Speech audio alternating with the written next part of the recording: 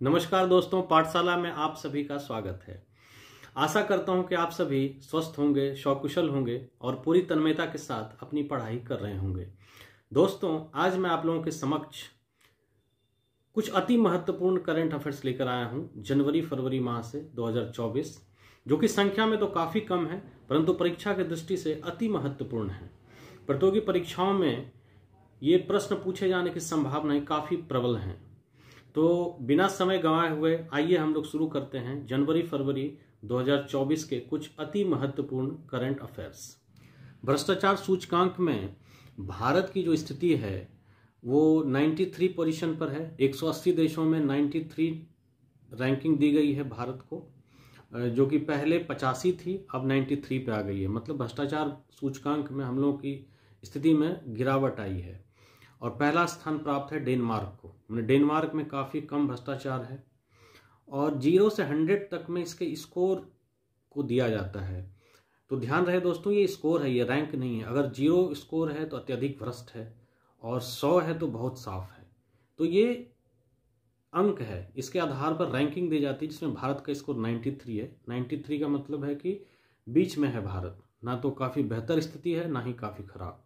और पहले नंबर पर है डेनमार्क, जहाँ की भ्रष्टाचार बिल्कुल भी नहीं है। फिर लॉजिस्टिक इंडेक्स में भारत 38वें नंबर पर है। 139 देशों में पहला स्थान है सिंगापुर को। लॉजिस्टिक्स का मतलब होता है परिवहन, माल ढुलाई, व्यापार से संबंधित जो इंफ्रास्ट्रक्चर डेवलप की जाती है सरकार के द्वारा, चाहे वो पोर्ट्स हो, बंदरगाह हो, लॉजिस्टिक पार्क हो, उनको रखने का गोदाम हो, रेल, सड़क मार्ग, परिवहन, यातायात इत्यादि के जो साधन हैं वो लॉजिस्टिक्स इंडेक्स में आता है। सिंगापुर पहले नंबर पर। इसका मतलब है सिंगापुर में जो रेल, सड़क, ट्रांसपोर्ट, यातायात और व्यापार हेतु माल ढुलाई, बंदरगाह, गोदाम इत्यादि काफ़ी सुदृढ़ स्थिति में है। तो भारत की स्थिति लॉजिस्टिक्स में 38 है, जो कि संतोषजनक कह सकते हैं हम लोग। अब है सूर्योदय योजना।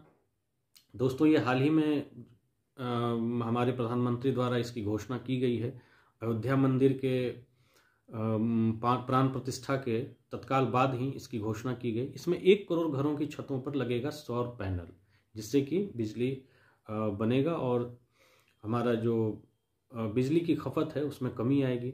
बिहार लघु उद्यमी योजना।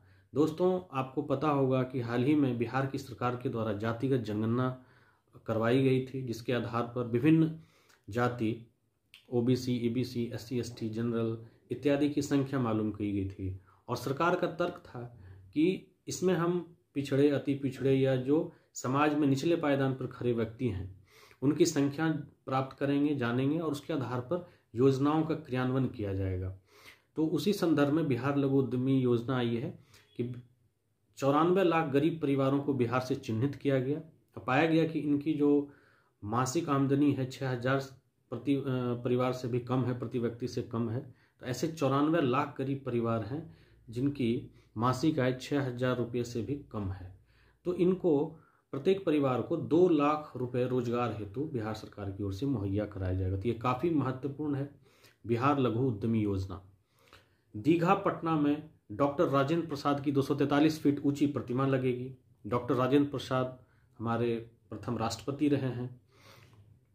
तो 243 का जिक्र यहाँ पर किया गया है। ये 243 बिहार विधानसभा में कुल सीटों की संख्या को रिप्रेजेंट करता है। 243। मराठा सैन्य कला को यूनेस्को टैग मिला। मराठा सैन्य कला, हम जानते हैं कि शिवाजी के द्वारा मराठा साम्राज्य की स्थापना की गई थी 1627 ईस्वी में। 1680 में उनकी मृत्यु हुई। तो मराठा सैन्य कला को मिला है यूनेस्को टैग। ये काफ़ी महत्वपूर्ण है। 75वें गणतंत्र दिवस पर हमारे जो मुख्य अतिथि थे, हम जानते हैं कि इमैनुअल मैक्रो थे और उड़ीसा की झांकी को प्रथम पुरस्कार दिया गया। तो किस नंबर का गणतंत्र दिवस? तो 75वां। हमारे चीफ गेस्ट इमैनुअल मैक्रो और उड़ीसा की झांकी को मिला प्रथम पुरस्कार।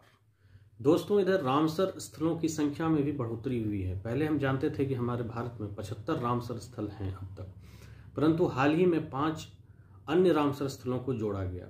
और रामसर स्थल की बात करें तो यह आर्द्र भूमि के संरक्षण से संबंधित एक पहल है जो 1971 में ईरान के रामसर नामक शहर में एक कन्वेंशन का आयोजित किया गया था, एक सभा और सम्मेलन का आयोजन किया गया था और उसका मुख्य विषय वस्तु था कि विश्व भर में जो तमाम आर्द्र भूमि हैं उनके संरक्षण हेतु प्रयास करना, उनको बढ़ावा देना। तो इसी संदर्भ में इससे कई देश जुड़े और भारत भी इसका सदस्य है और दुनिया के तमाम देश सदस्य हैं। तो भारत में पहले 75 रामसर स्थल थे और अब 80 रामसर स्थल हो गए। 5 नए रामसर स्थल कौन हैं? Kaveri bird sanctuary Tamil Nadu, Magadikere conservation forest Karnataka, Longwood shola reserve forest Tamil Nadu, Ankasamudra bird conservation reserve Karnataka, Aghanashini estuary Karnataka. तो इसे हम पॉज करके भी इसको चाहे तो हम याद कर सकते हैं या स्क्रीनशॉट इसका आप ले सकते हैं। दोस्तों हाल ही में केंद्र सरकार के द्वारा भारत रत्न, पद्म विभूषण व पद्मश्री पुरस्कारों की घोषणा की गई। तो आइए हम कुछ महत्वपूर्ण हस्तियों के बारे में जानते हैं जिन्हें ये पुरस्कार मिले। भारत रत्न कर्पूरी ठाकुर। कर्पूरी ठाकुर बिहार के पूर्व मुख्यमंत्री रह चुके हैं। ये पिछड़ों, दलितों, गरीबों के मसीहा के रूप में भी जाने जाते हैं। लाल कृष्ण आडवाणी, जिनका कि राजनीतिक काफ़ी महत्वपूर्ण योगदान रहा राजनीतिक जीवन में।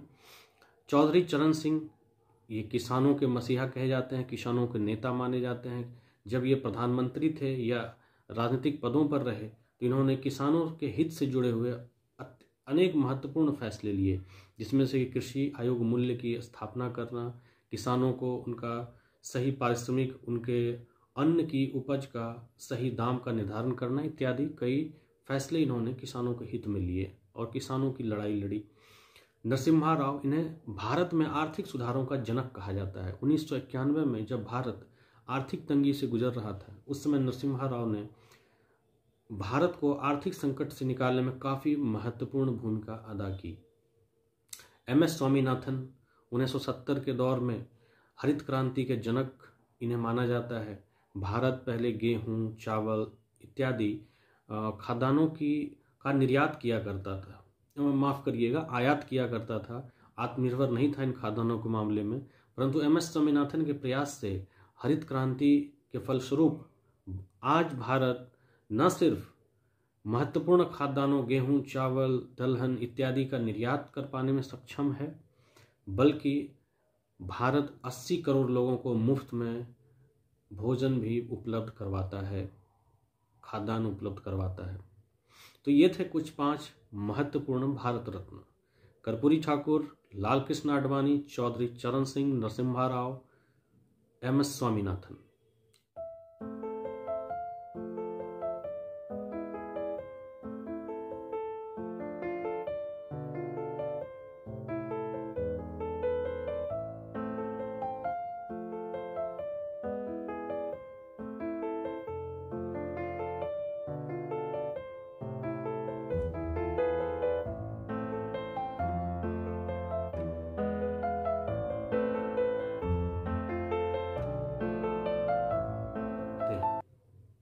अब अगर बिहार की बात की जाए अलग से, तो बिहार की 7 हस्तियों को मिला है पद्म पुरस्कार, जिसमें बिंदेश्वरी पाठक अति महत्वपूर्ण, इन्हें टॉयलेट मैन की संज्ञा दी जाती है।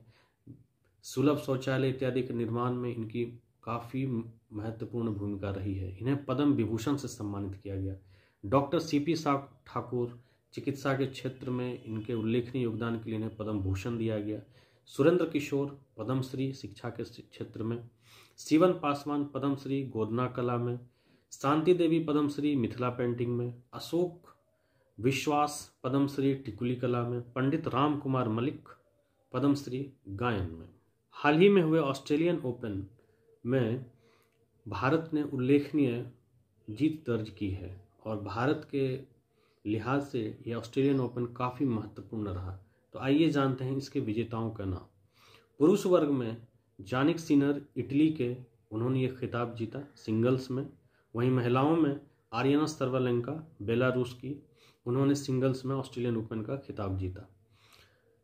भारत की ओर से पुरुष वर्ग में डबल्स में रोहन बोपन्ना अपने साथी खिलाड़ी मैथ्यू एबडन के साथ उन्होंने ऑस्ट्रेलियन ओपन पर अपना बढ़त बनाया। वहीं महिला के ग्रुप में हसे सू वी ताइवान की और वह एलिस मैर्टेंस। दोस्तों, भारत ने इस बार कई ग्रैमी पुरस्कार भी जीते हैं, जो कि काफ़ी महत्वपूर्ण है। तो आइए जानते हैं किन लोगों को मिला है ग्रैमी पुरस्कार। 5 भारतीयों को मिला ग्रैमी। तबला वादक जाकिर हुसैन, गायक शंकर महादेवन, बांसुरी वादक राकेश चौरसिया, वायलिन गणेश राजगोपालन, परकसनिस्ट सेल्व गणेश विनायक। दोस्तों, अभी हाल ही में पद्मश्री व साहित्य अकादमी पुरस्कार विजेता मैथिली लेखिका उषा किरण खान का निधन हुआ। आरबीआई की पेटीएम पे बैंक पर कार्रवाई हुई है। आरबीआई ने यह निर्देश दिया है कि पेटीएम पेमेंट बैंक जो है उसके सभी ट्रांजैक्शंस को रोक दिया जाए, उस पर फिलहाल बंद करने का निर्देश दिया है। भारतीय ग्रैंड मास्टर डी गुकेश ने विश्व नंबर 1 मैग्नस कार्लसेन तथा मौजूदा विश्व चैंपियन चीन के डिंग लरेन को वेस्टहॉन्स शतरंज चैलेंज में हरा दिया। ये काफ़ी महत्वपूर्ण हमारे लिए जानकारी है कि भारतीय ग्रैंड मास्टर डी गुकेश ने विश्व नंबर 1 खिलाड़ी मैग्नस कार्लसेन जो नॉर्वे के उनको हराया, साथ ही विश्व चैंपियन चीन के डिंग लरेन को हराया। भारत रत्न से सम्मानित हुए 5 विभूतियां, उनकी चर्चा हम लोगों ने की। कर्पूरी ठाकुर, चौधरी चरण सिंह, नरसिम्हा राव, MS स्वामीनाथन, लाल कृष्ण आडवाणी। अब तक भारत के 53 विभूतियों को मिल चुका है भारत रत्न। समान नागरिक संहिता विधेयक उत्तराखंड में पारित। संविधान के अनुच्छेद 44 में इसका जिक्र है। दोस्तों, यह काफ़ी महत्वपूर्ण है। हालांकि गोवा में यूसीसी पुर्तगाली शासन से ही लागू है, परंतु स्वतंत्र भारत में अगर बात करी जाए स्वतंत्रता प्राप्ति के बाद, तो यूसीसी लागू करने वाला उत्तराखंड बना पहला राज्य। तो जहां गोवा में पुर्तगाली शासन से लागू है, तो वैसे हम कह सकते हैं भारत में दूसरा राज्य बना उत्तराखंड, परंतु स्वतंत्रता के बाद स्वतंत्र भारत में उत्तराखंड यूसीसी लागू करने वाला पहला राज्य बन चुका है। दोस्तों, यूसीसी क्या है? तो विवाह, तलाक, उत्तराधिकार, गोद लेने, संपत्ति के अधिकार आदि मामलों में सभी धर्म के लिए एक समान नागरिक कानून की वकालत करता है यूसीसी। दक्षिण भारतीय राज्यों की जनसंख्या कम हो गई हैं और उन्हें यह डर है कि जब परिसीमन होगा, जो कि होने वाला है, तो उनकी कम जनसंख्या के कारण उनकी संसद में प्रतिनिधित्व कम हो जाएगा। वहीं उत्तर भारतीय राज्य जिन्होंने जनसंख्या पर कंट्रोल नहीं किया, जबकि उन्हें ऐसा करना चाहिए, परंतु जनसंख्या के आधार पर उनका प्रतिनिधित्व ज़्यादा हो जाएगा। तो दक्षिण भारतीय राज्यों को ये चिंता है कि हम लोगों ने अच्छा काम किया, जनसंख्या को कंट्रोल किया, नियंत्रित किया, लेकिन उसका कहीं ना कहीं हमें खामियाजा भुगतना पड़ रहा है। संसद में काफ़ी कम संख्या में हमारे संसद जीत कर जाएंगे, तो हमारे मुद्दों पर बात कम होगी। तो हम लोगों ने अच्छा काम भी किया, जनसंख्या को कंट्रोल भी किया और प्रतिनिधित्व भी हमारा कमा। तो इसको लेकर भी उनके मन में चिंताएं हैं। और हाल में दक्षिण भारतीय राज्यों की तरफ से एक और मांग की जा रही है। कर्नाटक के मुख्यमंत्री सिद्धारमैया सहित अन्य भी दक्षिण के राज्य ने यह मांग की है कि उनके यहाँ से ज़्यादा टैक्स सेंट्रल गवर्नमेंट को दिया जाता है और बदले में उन्हें जब राज्यों केंद्र सरकार से राज्य की हिस्सेदारी के रूप में पैसा मिलता है तो काफ़ी कम, और उनके पैसे को अन्य गरीब राज्यों में खर्च किया जाता है। तो उनका कहना है कि हमारे टैक्स के पैसे हम ही पर क्यों ना खर्च हो, हम बहुत ज़्यादा टैक्स देते हैं केंद्र सरकार को और बदले में हमें कम पैसा दिया जाता है अपने राज्यों पर खर्च करने के लिए, और उन सरप्लस रुपयों को, पैसों को गरीब राज्यों पर खर्च किया जाता है। तो इस विषय में हमारे प्रधानमंत्री ने कहा है कि पूरा भारत एक अंग है और सभी को इसका सम्मान करना चाहिए। कहीं से अगर ज़्यादा पैसा आ रहा है तो जो गरीब राज्य हैं उन पर भी खर्च करना उतना ही आवश्यक है। तो हालांकि खैर इस मुद्दे को हम लोग देखेंगे, परंतु ये अभी चर्चा का विषय है। उत्तर और दक्षिण भारत के बीच में ये विवाद चल रहा है। दोस्तों, मैं आशा करता हूँ कि आप लोगों को करंट अफेयर्स का ये सीरीज़ काफ़ी अच्छा लगा होगा। दोस्तों, मैं कोशिश करता हूं कि काफ़ी कम संख्या में करंट अफेयर आपके समक्ष लाऊं, जो कि संख्या में तो काफ़ी कम हो, परंतु प्रतियोगी परीक्षाओं के दृष्टिकोण से अति महत्वपूर्ण हो और आपको याद करने में भी ज़्यादा परेशानी ना हो, वो तुरंत याद हो जाए। चूँकि काफ़ी कम करंट अफेयर मैं कोशिश करता हूँ आपके समक्ष लाने की, जो कम हो परंतु अति महत्वपूर्ण हो।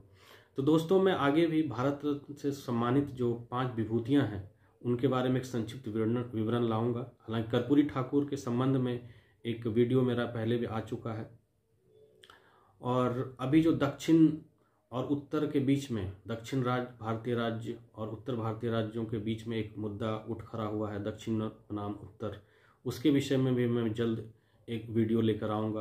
और समान नागरिक संहिता जो कि अति महत्वपूर्ण है, मेंस पॉइंट ऑफ व्यू से उसके सभी पक्षों पर मैं सकारात्मक नकारात्मक तमाम पक्षों पर मैं बात करूँगा।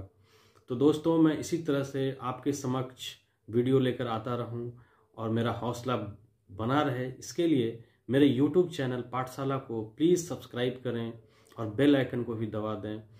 तो तब तक के लिए मैं आपसे इजाज़त चाहूँगा। नमस्कार, जय हिंद, जय भारत।